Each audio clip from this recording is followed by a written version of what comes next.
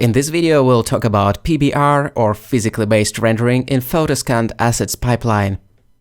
In creating Photoscanned 3D Assets Pipeline, it's very common to have the Photoscanned data converted into a set of PBR maps or textures. The albedo or the base color map, the height map, the roughness and normal maps, and so on. Then these maps in turn are fed into the PBR material, like the principled BSDF shader in Blender. The resulting material reacts to the light sources in various interesting ways, is highly realistic due to all these maps combined, and generally the PBR workflow is super common in both offline and real-time rendering, and that's what we are gonna be aiming for with our Photoscan data throughout the course.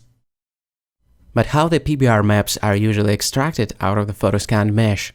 For generating the albedo texture or the base color texture, it's a matter of delighting the source photos in some way, like for example in a Darktable, we'll have a look at it later, or delighting it in post after the texture has been generated, in the software like Agisoft Delighter.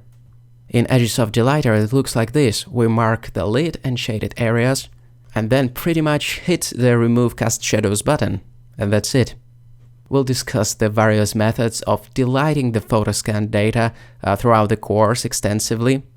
But for now, let's say that the delighted albedo texture is usually derived from the diffuse texture generated by the photoscanning software.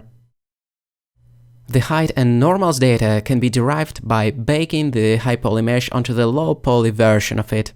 Being able to reproject such details onto the low poly version of the model and obtain a physically correct displacement and normal maps is a huge benefit of working with photoscanning.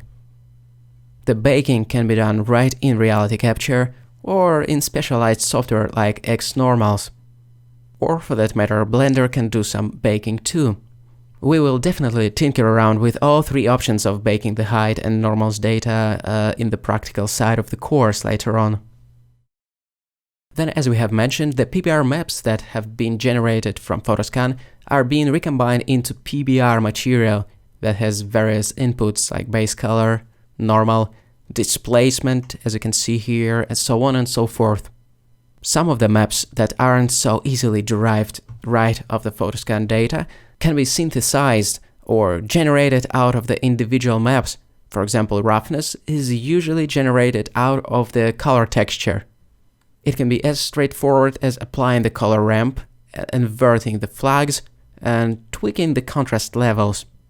So it's completely possible to generate the roughness map in such way, and some other maps, so it can be either baked or generated.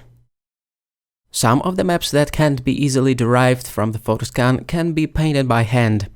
Say, if we need the black and white map that describes whether the object is dielectric or metallic, we can simply use the good old painting tools, texture painting tools. So from time to time the manual approach will still be required to get the necessary maps or to adjust the existing ones. Here, without getting too technical, I still wanted to mention that there are ways of capturing the PBR data, such as roughness and reflectivity.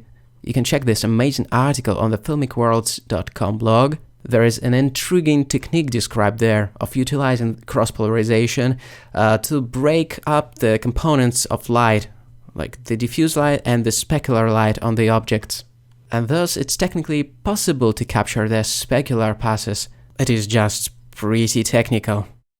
Also, feel free to check the cross-polarization video on Grzegorz Baran's YouTube channel. It also sheds the light on the cross-polarization issue in photogrammetry. When dealing with the practical examples later on, we will try to keep it simple though. We'll be dealing with these four maps mainly: albedo, height, roughness and normals. We'll focus on deriving these four physically based rendering maps from our photoscans, and trust me, it will be quite enough to create striking materials that will react to the light dynamically, and that will work in both the offline and real-time rendering conditions.